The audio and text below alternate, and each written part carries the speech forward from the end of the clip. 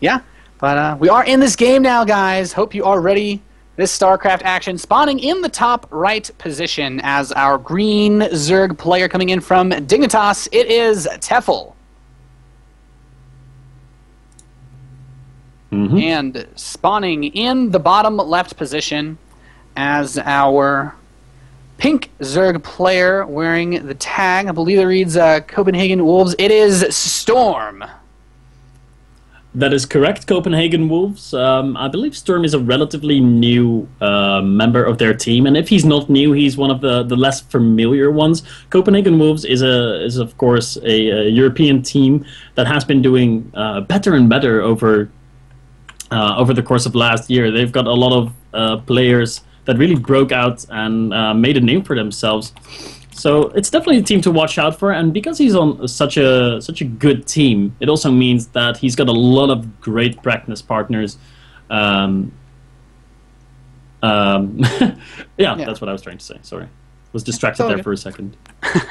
We have a pool first for Tefel, nothing really aggressively early, and Storm is going to be going for the hatchery first into that gas. So it's going to be kind of a similar situation that we saw to Snoofe versus Mini Razor on Belshire with that very fast gas follow-up, which can leave you a little bit more vulnerable going for the gas before the pool after a hatchery first.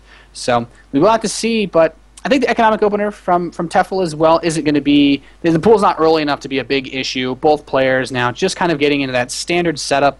And, yeah, Daybreak, classic map. Actually just removed from the ladder pool. Rest in peace. But Overlord's now beginning to get positioned. Storm got an Overlord on the bottom right side. I kind of like this. He's positioning one by where the third base would typically be, just so he can see if any Zerglings try to sneak around. So he's going to have one less covering the main area, the main walkways of the map. But he will be able to spot anything that is sneaky. So I do kind of like that play a little bit. Yeah, I like that too. That's cool. It's going to have a good vision in that area of the map. Storm, by the way, has been on Copenhagen Wolves for about a week now. He joined on April 26th, 2014, so that's basically a little over a week ago. So very new on his team. Of course, the most other well-known player on their team is Bunny, who was able to make it into the European Premier League just a while ago in the other qualifiers. So Copenhagen Wolves picking up a few good players. Let's see how good Storm is going to be doing in this Challenger League qualifier. He's, of course, hoping to qualify himself and really prove himself as being worthy on being on the Copenhagen Wolves team. But he's got such a tough opponent. Tefel has been around for ages in the scene. He's been doing so well. He's been on a very notable team for a long time. Has been playing and winning European lands. Has been playing and winning online tournaments in Europe a lot. So I definitely think Tefel has the better papers here. Yeah, he's definitely got a more notable pedigree, as it were. But Zerglings coming out. We do have speed about to wrap up for Storm. He's got quite a few Zerglings streaming across the map. He's building some Banelings pretty aggressively outside Tefel's base. Tefel's Spinecrawler is going to complete. He can use that. Ooh, one Baneling getting a couple of Zerglings, but he can use the two Queens with the Spinecrawler to focus the Banelings down. And the speed's not done just yet for Tefel. Baneling's trying to get in with a couple of good hits. He's trying to get to basically just bait out the Baneling attacks with individual Zerglings, but ooh, Storm... You know, these Baneling hits not the most cost-effective. He's just going to try to run by here, though. Two Banelings are going to just run straight into the main base. The Queens are not in position to defend against this. This could be a huge amount of damage done. One of the Banelings detonates on a stray ling, and he's going to get in a lot of these drones. So many of them are weak. Will the Zerglings for Storm be able to get on them, though? Hold positioning between that hatchery. Zergling's actually streaming them in towards the natural, and he's actually managed to kill off 4 drones so far. Not terrible, not quite what he could have done with those Banelings, but Tefel is going to hold for now. He does have his own Zerglings out, and he's going to make a defensive Baneling or 2. So, tiny bit of a punch there from Storm. Nothing huge, though. We'll have to see what the counter can do for Tefel.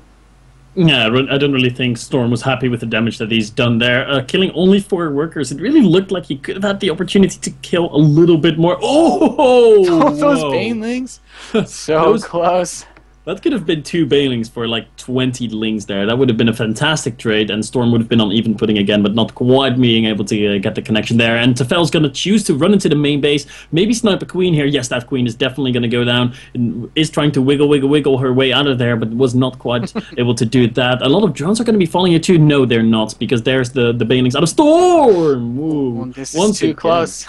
This is too close, man. I got that. My heart's racing just watching these Banelings run around the Zerglings, but the Banelings are all gone. The drones will have to get a couple of punches in here to help get rid of these Zerglings. And, well, Tefel, he's striking back. He's killed 2 drones of his own. Not a terrible amount of damage, but... Ooh, there was a Baneling in the main base. That was close. Hiding those Zerglings in the corner of the main to try to go for those detonations. But a Roach Warren coming up for Storm. And this is an interesting decision, I think. Tefel's lair is about to complete. So he'll be about 100 seconds away from getting a Spire to have those Mutalisks out. The Roach Warren will finish right around when that Spire is about 10 or 20 seconds deep. So if he wants to go with a Roach timing, it's basically going to need to win the game. This reminds me a lot of what we saw on Belshir Vestige from Snoofe against Mini Razor with that really big Roach push. And if he can kill him before he can get the Mutalisks out, he's going to be... I mean, that'll be the ideal situation for him to take this game. He's got quite a bit of money banked up. The Roach chip production is starting. 11 of them, 12 now, and that Spire is on the way. Are these Roaches going to get there in time, or is Tefel going to be able to hold this off, you think? These Roaches are pretty late. Usually you would see that the Roaches hit around the Spire being 75% done, but I don't think the Roaches are quite going to make that timing right now, and Storm is forced to pull a lot of his drones into the main base, and now, of course, Tefel knows what's up. He knows what he's facing. He knows that there's no gases at the natural. He might have seen that there's no lair in the main base, or wasn't he able to get up in there? No, he wasn't able to get back into the main base, but there's no lair on the way, and I think Tefel's now going to realize, okay, I've done a little bit of damage to him, and he realizes he's too far behind. He cannot go for Spire play, and he has to all in with Roaches. So will Tefel be ready? Here are the Banelings on the way for Storm. The Roaches are marching across the map, and a lot of Panic Spines on the way.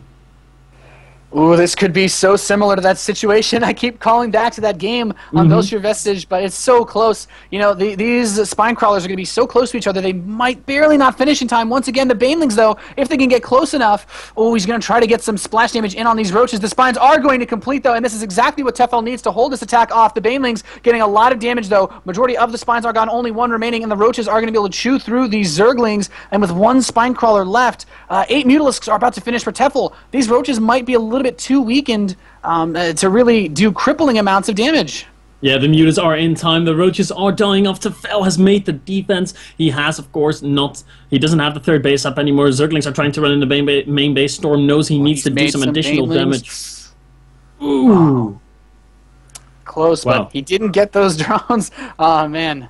This is looking a little bit dangerous here. He's going to keep streaming these Zerglings, and he needs to do tons of damage now. He doesn't really have too much back at home. He's going to throw up some Spore Crawlers to defend against the Mutas, but if he doesn't basically cripple Tefel, he is going to be locked on those 2 bases pretty much permanently until he can get up in Infestors or something and hope for a Miracle Fungal. But 3rd base starting again for Tefel, and he's just keeping the Mutalisks at home to defend. So Storm's trying to buy himself some time, but, Lyrian, I'm not sure Storm's going to be able to put out enough units to actually defend against a big Ling follow-up, at least, with these Mutalisks from Tefel. Now, Storm has been able to equalize the drone count a little bit. It's 44 to 41 right now, but you're completely right, Nathaniel. He's never going to be able to get a 3rd. Tefel is going to have the map control. He's going to have additional bases. He's going to have the tech advantage. And what can Storm really do? What would he even go into? I mean, I think Infestor Hydra is the only thing he could do. Trying to go into Mutas when you're down 20 Mutas, that's never going to work. You're not going to have a good time trying to do that. And Storm even missing out on some more mining time with these drones, just having to pull them so much. And Tefel, as long as he keeps putting this pressure on, Storm can only make those units to try to fight this off. Getting up the economy to deal with this is just going to be too difficult. And he actually hasn't started any lair tech yet. And even now, Tefel's like, okay, well, you've got Spore Crawlers there. I'm just going to go where you don't have them and pick off your Gas Geysers. So have fun trying to get Infestors now while I get my 3rd base. And I got to say, things are looking so grim for Storm, but he's hanging in there. He doesn't want to go down just yet in the first game of this best-of-3 match. He really wants to be able to push through and make it to the next round of qualification. I just don't know what the best option for him is here. He's going to go for the Roach speed. He is getting out some additional Queens for that anti-air, but Oh, Mutalisk is going to dive in towards the main. Is there going to be an open spot? He may just try to dive for the Queen. Now, those Spore Crawlers do a lot of damage to the Mutalisk, so he can't hang there for too long. But more Mutalisk reinforcements coming in. And he might even be able to just pick off these Gas Geysers and the Roach Warren if he wants to. Yeah, those Spore Crawlers, of course, dealing plus 30 versus biological, so they're doing a lot of damage. And the situation we're really going to be watching is like Tefel moving in like with Wave 1 and then Wave 2. And Storm might be able to defend against Wave 1 and Wave 2, but what is he going to do against Wave 3? What is he going to do to the continual Mutalisk harassment? The economy for Tefel is so much better. Tefel could just send roaches across the map, send them again. He doesn't even need to care about it being cost effective.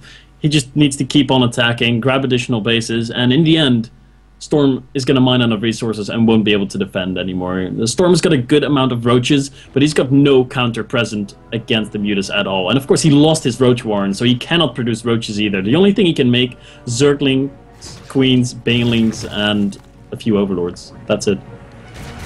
Yeah, and you know, I like the decision from Tefel. He's just saying, okay, well, you're going to try to defend against the Mutalisk. Screw this. I'm going to get a ton of roaches and just use my superior economy to just flat out win this game now. The Mutas continue to dive around. There's almost no drones in the main base, and it looks like Tefel is going to push here. But the roach count kind of looks like it's favoring Storm. He will be able to shove him back. Now the Queens are there to transfuse and add an extra DPS. The Mutas are trying to fight the Spore Crawler. Tefel's actually going to lose a lot of his Mutalisks to this.